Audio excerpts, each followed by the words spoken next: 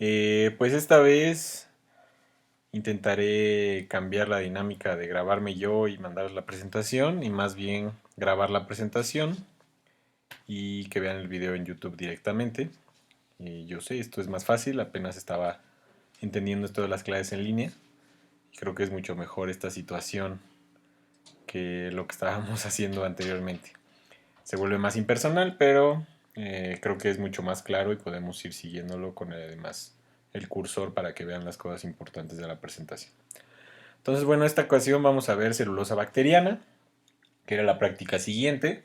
Ya nada más nos faltan tres temas. Este sería el del vino y las plantas que ya habían sembrado. Eso, bueno, lo vamos a dejar de lado, obviamente. A lo mejor les doy una presentación pequeña nada más de fermentación y de utilización de bueno, lo que íbamos a ver en esas dos prácticas. Y también les falta la de bioinformática, que esa sesión va a estar muy interesante. Voy a dejarles algún trabajito acerca del COVID probablemente, pero para que aprendan a usar las bases de datos y puedan buscar sus genes y todo eso, ¿no? Eso es muy, muy importante. Pero bueno, entonces vámonos con celulosa bacteriana aquí directamente. Para la celulosa bacteriana lo que íbamos a utilizar eran obviamente bacterias que pudieran producir como un metabolito secundario celulosa. Entonces, hay algunas bacterias que ahorita vamos a ver que pueden realizar esto y pueden producir un biofilm, una biopelícula de polímeros, que en este caso es la celulosa, y que puede tomar esta consistencia que se puede utilizar para muchas cosas importantes en biotecnología, pero que es muy sencilla de hacer, ya que solo necesitamos poner a la bacteria a crecer en el medio correspondiente, que es prácticamente azúcar, cualquier jugo cotidiano de cualquier marca puede servir. Y al final de algunos días tenemos esta, este bonito biofilm que puede utilizarse como pues muchas, muchas cosas que ahorita vamos a poder eh, tomar más en cuenta. ¿De acuerdo? Entonces vámonos directamente ya para hacer esto más rápido. Entonces, primero que nada hay que ver que las bacterias productoras de bacteriocelulosa pues no son todas, solamente son algunos géneros, dentro de los que está Acetobacter, Sarcina y Agrobacterium. La bacteriocelulosa es muy similar a la celulosa, de hecho la composición molecular es exactamente igual, pero la de la celulosa de las plantas difiere en algunas propiedades por otras cosas que tiene, otras moléculas que se le agregan. Y por supuesto por la ruta metabólica de síntesis, que se utilizan algunos pasos específicos para la bacteriocelulosa que no usan las plantas. Ahora, la bacteria que íbamos a utilizar era Acetobacter hylinum, que también algunos le dicen glicoacetobacter, y es la más utilizada para esta biotecnología porque es muy eficiente en la producción de celulosa, lo puede realizar prácticamente con cualquier fuente de carbono glucosídico y lo hace rápidamente. ¿De acuerdo? Entonces esa era la que íbamos a utilizar. Vamos ahorita a ver con más detalle cómo. Ahora, ¿qué es lo importante de la celulosa? Bueno, volvamos un poquito a nuestras clases de química orgánica y también a nuestras clases de molecular 2, en donde recordemos que la glucosa es un hexámero, un polímero de... Perdón, no es un polímero, es un sacárido, monosacárido que tiene 6 carbonos, es una hexosa, que de alguna forma se puede ciclar y podemos tener dos estructuras dependiendo de lo estereoquímico. Entonces puede ser alfa glucosa o puede ser beta glucosa. La alfa glucosa y la beta glucosa difieren por el carbono 1, en específico por el sitio o el grupo hidroxilo, que en la alfa glucosa se coloca en esta posición y en la beta glucosa en la posición superior, y esto es lo que le da la conformación de alfa glucosa y beta glucosa. Realmente sería 1 alfa glucosa y 1 y beta glucosa, ¿no? Para ser más específicos. Ahora, ¿cuál es la situación? El agregado de alfas glucosas de forma constante una tras otra para formar ahora sí un polímero, que sería un polisacárido de alfas glucosas, es una reacción bastante sencilla debido a que el OH que se encuentra en este lado puede reaccionar con el OH del carbono 4 del siguiente monómero y producir una hidrólisis que, bueno, después de un ataque nucleofílico puede liberar una molécula de agua y formar un enlace de oxígeno, que realmente esto es lo que conocemos como enlace glucosídico, y entonces se pueden ir agregando los monómeros uno tras otro sin tanta eh, dificultad, gracias a una enzima que se llama la alfa-glucosidasa, y entonces, bueno, glucosil sintasa, me parece. Y entonces esta agregación constante puede permitir una ramificación gigantesca, que es lo que nos da lugar a polímeros como el glucógeno o como el almidón, ¿no? Que también es típico de plantas, se encuentra en las papas y otros tubérculos, principalmente en las raíces, y son formas de acumular glucosa para la planta que le permite después utilizarla, ¿de acuerdo? Y nosotros también lo utilizamos como una fuente de reserva de carbohidratos, que es el glucógeno, ¿no? Ahora, ¿qué sucede con la celulosa? La celulosa está hecha de puras betas glucosas, de agregados de betas glucosas. Y la problemática con el monómero de la beta glucosa para poderse agregar al siguiente monómero es que el carbono 4, como habíamos visto, tiene el OH en una conformación estereoquímica distinta. ¿Okay? Entonces, la formación del enlace glucosídico es muy difícil de dar en esta posición, por lo que la glucosa siguiente tiene que voltearse por completo y ahora sí poder colocar el OH con el otro OH, los grupos hidroxilos, para que liberen el agua y formen el enlace glucosídico como se muestra aquí. Entonces, si se dan cuenta, la beta glucosa se une a la siguiente beta glucosa volteada y luego la siguiente tiene que ir volteada a esa y así sucesivamente. Esto tiene dos ventajas. La primera es que te da una estructura mucho más difícil de romper por algunas enzimas debido a las posiciones estereoquímicas que no permiten la entrada de cualquier enzima a este lugar.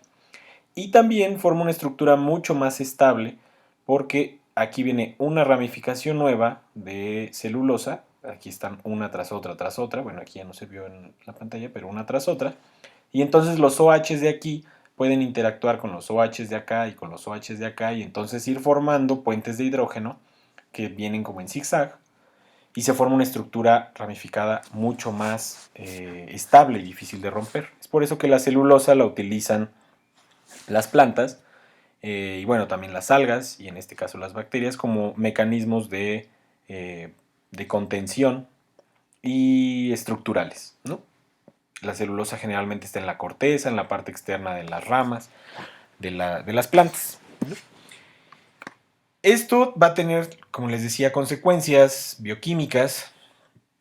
Por ejemplo, este es utilizado mucho más rápidamente como un mecanismo de recolección de carbohidratos que este, ya que en el dado caso de que la planta necesite carbohidratos, es mucho más fácil para ella obtenerla de los tubérculos, o sea, de las raíces, o de algunas frutas, algunos lugares específicos en donde se colocan estos, que en el caso de la celulosa, que la celulosa es más bien para protegerse, ¿no?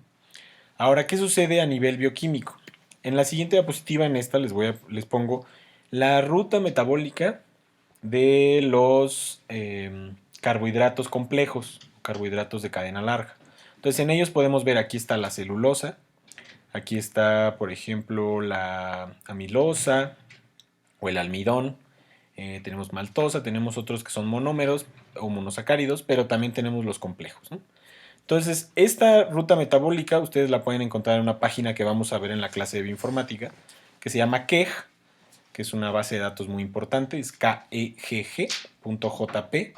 es una base de datos de rutas metabólicas japonesa, que te permite explorar las rutas metabólicas que existen y además seleccionar el organismo que quieres que te muestre y saber así qué rutas metabólicas puede tener ese organismo, perdón.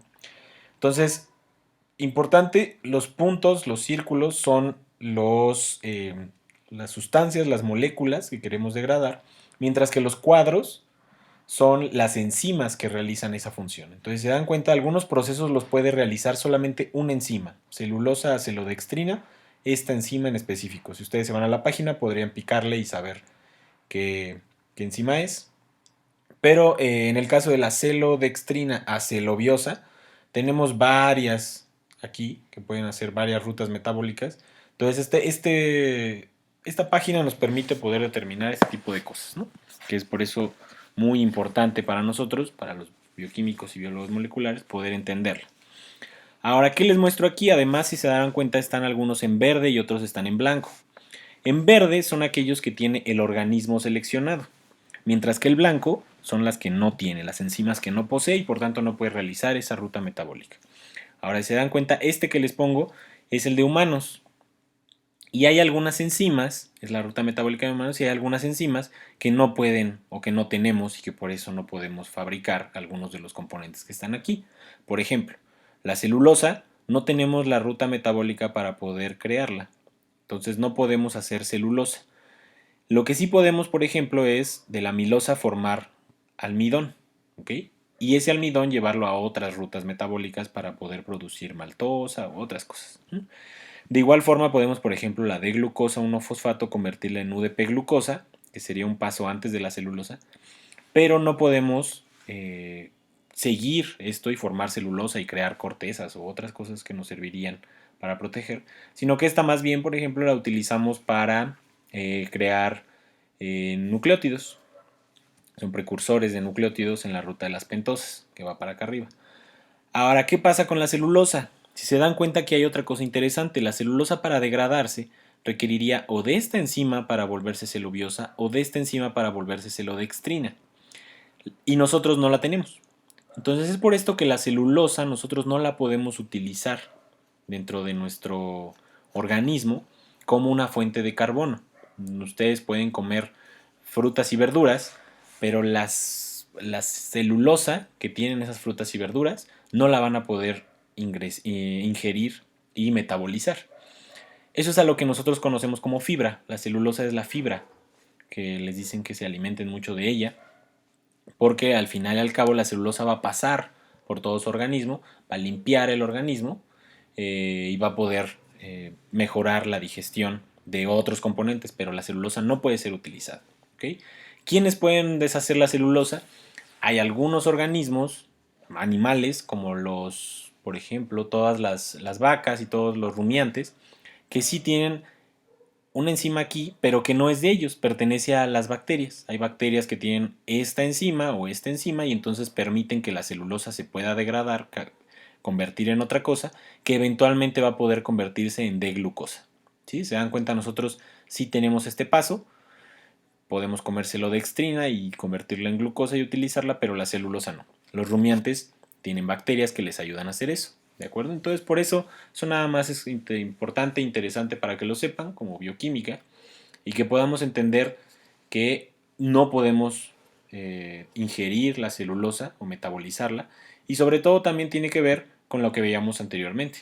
¿Sí? Es mucho más difícil ingerir esta para nosotros y metabolizarla por estos enlaces que tiene 1,4 beta glucosa. ¿Ok? Mientras que el almidón sí lo podemos porque tenemos las enzimas suficientes para degradar el 1,4 alfa glucosa. ¿Ok? Enlace glucosídico de esa manera. Ahora bien, ¿cómo se forma la celulosa en estas bacterias? Y vamos paso a pasito con el metabolismo. Aquí fíjense un poquito en esta zona, es la que vamos a utilizar. Pero bueno, más explicado, las bacterias lo que hacen básicamente es comer glucosa, obtener también algunas veces fructosa 6-fosfato o fructosa bifosfato, 1,6-bifosfato, que vienen de otros lugares como el ciclo de las pentosas fosfato o la gluconogénesis o el ciclo de Krebs. Estas de aquí pueden ser convertidas todas a glucosa 6-fosfato por diferentes enzimas.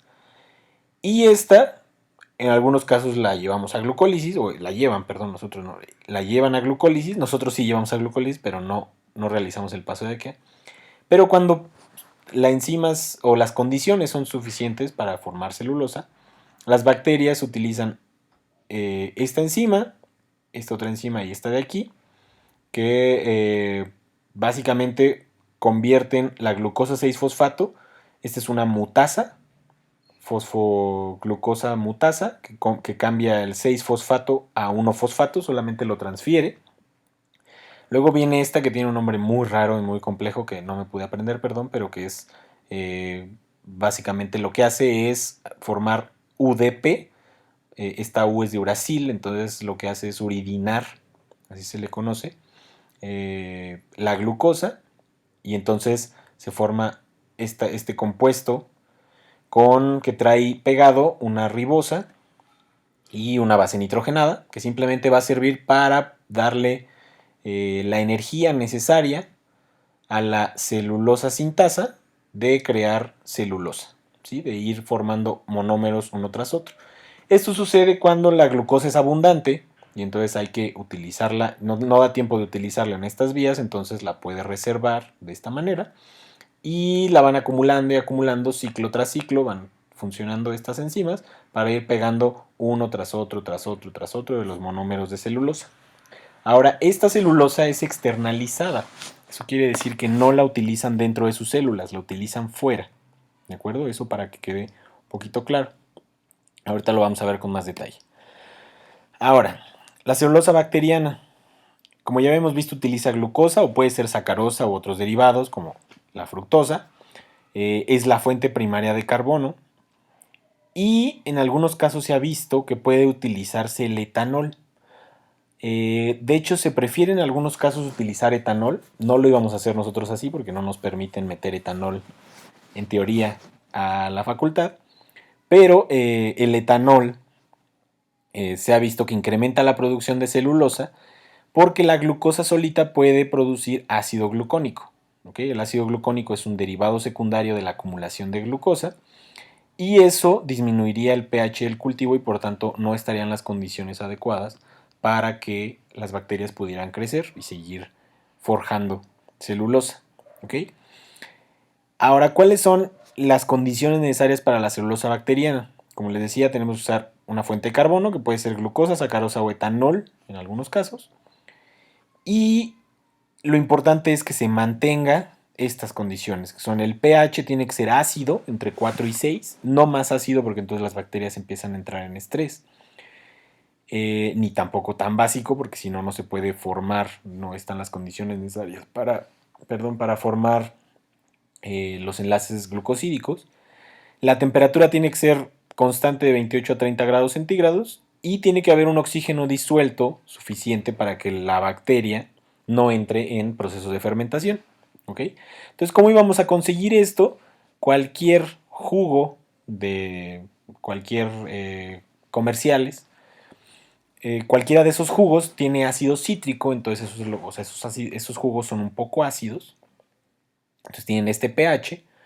Simplemente le íbamos a cultivar o inocular la bacteria que ya teníamos en el laboratorio, lo poníamos a la temperatura, que es temperatura ambiente básicamente, o lo podíamos poner en una incubadora a esta temperatura, y siempre y cuando dejáramos un poquito de oxígeno, que eso iba a ser muy importante. No íbamos a poder tener el jugo así en una posición vertical, sino que íbamos a tener que inclinarlo para que, o sea, vaciarle un poco del jugo, ponerlo en posición horizontal, y entonces así se iba a poder crear una capa de oxígeno que permitiera la formación de la celulosa en la parte superior del líquido. ¿De acuerdo? Ahora vamos a ver un poquito de diferencia entre la celulosa bacteriana y las de plantas, como les había dicho. Principalmente las de plantas lo que tienen es que molecularmente son iguales. Tienen este enlace 1,4 beta glucósido, pero la celulosa de plantas, por la necesidad de tener una estructura, una mayor soporte, una mayor fuerza para resistir otras cosas, como por ejemplo la corteza, requiere de otras proteínas que están ahí envueltas. Por ejemplo, la pectina. Aquí están, estas son la celulosa, pero tenemos también otros que son hemicelulosa, que son como ramificaciones que se le salen a la celulosa verdadera. Proteínas solubles también, que están ahí en esta capa. Esto podríamos imaginarlo como la matriz extracelular que tenemos nosotros. Y bueno, estos forman la lamela. Esta es la pared celular real de las plantas y luego tienen la membrana plasmática, ¿sí? Entonces por eso les decía que esto es como la matriz extracelular. Entonces, todo esto, el problema es que si uno quiere hacer celulosa para mecanismos biotecnológicos, pues purificar todo esto es mucho más complicado que la de bacterias. La ventaja de la de las bacterias es que lo único que pueden formar ellos o ellas es la fibrilla de celulosa. Ellas no forman hemicelulosa, no tienen proteínas solubles, no tienen pectina, porque además no tienen una matriz extracelular. ¿Ok? Son simplemente agregados de bacterias. Entonces eso nos da una ventaja biotecnológica para poder utilizar la celulosa sobre la de bacterias, sobre la de las plantas. Ahora, la celulosa bacteriana es un biofilm. ¿Ok? ¿Qué es un biofilm? Un biofilm es una capa que se forma generalmente cuando hay dos sustancias o un sitio de diferente densidad, como puede ser el aire y el agua. Y este biofilm lo que hace es es una externalización de carbohidratos, de algunas proteínas también, que permiten una protección hacia y crean un microambiente para las bacterias. Las bacterias en ese caso pueden ahora tener un microambiente en el cual vivir para diferentes formas, ¿no? Las bacterias forman biofilms todo el tiempo, eso sí, no todas son de celulosa, pero casi todas las bacterias pueden formar un biofilm cuando se agregan. Un ejemplo claro es el sarro es un biofilm que forman, o algunos otros ejemplos podrían ser estos capas que se alcanzan a ver luego cuando tienen una alberca toda sucia, esas capas que se ven arriba entre el aire y el agua, son bacterias formando biofilms. Y eso hace que además tengan una mejor resistencia ante antibióticos y otro tipo de componentes que las pueden matar. Por eso que son importantes. Ahora, la celulosa bacteriana, o sea, a comparación de otros biofilms, es totalmente puro. Eso es lo bonito de la celulosa bacteriana, que no utiliza otro tipo de compuestos. En algunos casos tenemos ácidos grasos y tenemos otros polisacáridos que simplemente permiten que se pueda expandir el biofilm, pero realmente el biofilm es puro, no es como el que habíamos visto anteriormente de las plantas. ¿Ok? Ahora, fíjense bien cómo es lo que está sucediendo. Entonces aquí les pongo el ejemplo. Están las bacterias colocadas en una superficie acuática. Y entonces para protegerse del aire, que en algunos casos además son bacterias que son anoxigénicas, pero bueno, en este caso no. Entonces, para protegerse de lo que pueda venir aquí en el aire, lo que hacen es empezar a crear celulosa, la van externalizando, forman estas fibras y estas fibras las van acomodando entre las colonias de bacterias. Luego tienen estos, les decía, ácidos grasos y tienen estos engrosadores, como el xantano, que es otro carbohidrato, que simplemente van a ayudar a hacer este proceso. Este proceso es foaming, que en español podríamos traducirlo como creación, como expansión, pero como de algún tipo, um, no sé cómo traducirlo bien, una expansión de la estructura molecular. Ese es el foaming. De hecho, el foam es los colchones que están como expandidos, por eso se le conoce así. Y entonces el foaming lo que hace es permitir que tengamos en el agua ya estructuras de celulosa que están abriéndose un poquito más y engrosándose por estos ácidos grasos y por los engrosadores como xantano y bolitas de aire ahí en medio. ¿Sí? Entonces la celulosa, ahora se forma una celulosa bacteriana que es foam, es una capa, como el foamy, por eso de ahí viene la palabra foamy. Eh, y entonces esto permite una estructura muy bonita, muy clara y que además se va engrosando por capas. ¿De acuerdo? Entonces se le pone otra capa encima, otra capa encima, otra capa encima y entonces son como capas de papel, literalmente, que se van formando una encima de la otra. ¿Sí? Entonces por eso el biofilm es algo muy bonito y que puede ser muy utilizable. Ahora, ¿qué es lo que hubiéramos hecho nosotros en el laboratorio? Bueno, aquí pues no tengo un experimento tal cual, pero tengo un experimento que hizo otro grupo en el que probaron algunas otras cosas, pero va a servir para fines prácticos, ¿no? Entonces simplemente la síntesis de esto se da por las bacterias, ¿sí? Entonces nosotros íbamos a poner nuestro juguito tapado, sellado, no por completo para que pudiera haber intercambio de oxígeno. Acuérdense que tiene que haber una capa de oxígeno. Y las bacterias que íbamos a poner esta Agrobacter hylinum, perdón, Acetobacter hylinum, que aquí pusieron otra que también puede hacerlo, pero nosotros teníamos esta Acetobacter hylinum, y simplemente lo íbamos a poner en este medio.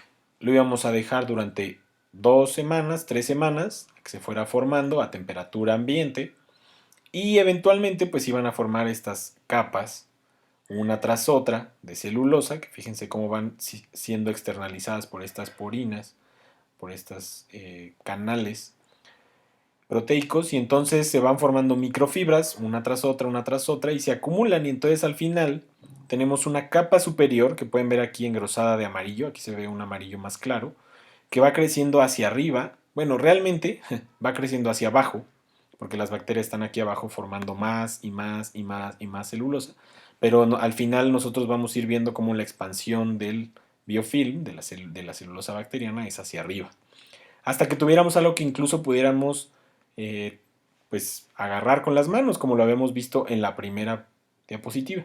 ¿Sí? Así de este grosor íbamos a poder conseguir, y ahora sí que como FOMI, íbamos a poder tomarlo y pesarlo, tomar algunas medidas, saber condiciones de azúcar, ver cuánto había consumido, cuánto no, etcétera, etcétera, ¿no? Esas eran las pruebas que íbamos a tener que hacer, ya no se pudo.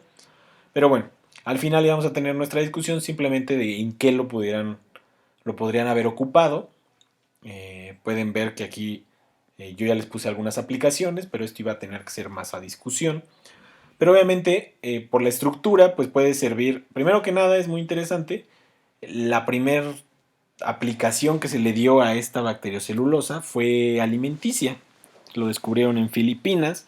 Descubrieron que podían utilizar esta estructura para hacer alimentos como la nata de coco, que es muy famosa en Filipinas al parecer, y que es comestible, es la que les estoy poniendo aquí, es como una gelatina. Entonces se comen la bacteriocelulosa, obviamente ya sin bacterias, y parece que es muy nutritiva porque al final y al cabo esta celulosa, eh, pues por las condiciones con las que las hacen y el calor que le ponen, sí puede ser utilizada como fuente de carbono, lo cual es muy interesante. Bueno, eso es otra cosa, eso lo podemos discutir en otro momento. También se utiliza en la kombucha, que es una bebida fermentada de Oriente. Entonces todo esto ha venido mucho desde el Oriente, allá se descubrió. Algunos a lo mejor conocen la kombucha, se ha puesto muy de moda en estas tiendas naturistas. Y es también una bebida fermentada que tiene una bacteriocelulosa creada naturalmente como biofilm. En la industria se está planteando la utilización de la bacteriocelulosa para hacer papel, obviamente. Es mucho mejor poner a bacterias a crecer en un medio con azúcar y que produzcan la celulosa para crear papeles que destruir un bosque, ¿no? Eso creo que cualquier biólogo lo puede entender. Eh, y puede incluso ser utilizado en otros aparatos de sonido todavía más complejos, como las membranas acústicas en bocinas de alta fidelidad. Esto lo ha estado implementando Sony, porque al parecer, obviamente, esto es una membrana, y entonces las bocinas utilizan membranas que permiten el paso de los iones. La celulosa permite eso, y entonces están tratando de implementarlo como una capa superior de la membrana que pueda transmitir las ondas de sonido. Entonces eso ya está probado y ya lo están utilizando. Entonces está muy interesante, si pueden darle una checada, lo hace Sony. Y por último, en medicina es muy interesante porque se ha tratado de implementar como protector de heridas y como un tejido regenerador. Obviamente, si ustedes ponen esta membrana, que es completamente natural, orgánica, orgánica en el sentido amplio de la palabra, y la colocan por encima de una herida grave de una persona que ha tenido un accidente, pues puede permitir que no haya ingreso de bacterias, que no haya ingreso de otros organismos, y entonces se pueda curar haya regeneración celular e incluso utilizarla como una especie de andamiaje para ir formando nuevos tejidos, ¿no? Eso está muy interesante, también si lo pueden checar. Y a esto me refería con la ingeniería de rehabilitación, ¿no? Para formar, por ejemplo, las personas que tienen ruptura de tendones o que se rompen huesos, etcétera, poder formar una capa con bacteriocelulosa que sea un andamiaje para regenerar de forma ya natural los tejidos, ¿no? Los tejidos del cuerpo. Entonces, bueno, de eso consistiría esta clase. Les digo que fue muy cortita. Simplemente la idea era que tuvieran una aproximación a la bacteriocelulosa, que si les interesa puedan buscar un poco más de información, también para sus proyectos a lo mejor. Y bueno, con eso terminamos la sesión de hoy. Entonces les digo que quedarían nada más 2 sesiones más y les voy a dejar una tareita de esto. Entonces para que lo vayan checando, se lo voy a mandar por internet y va a venir en su examen. Entonces léanselo cuando, bueno, escúchenlo cuando puedan. ¿Vale? Un saludo. Hasta luego.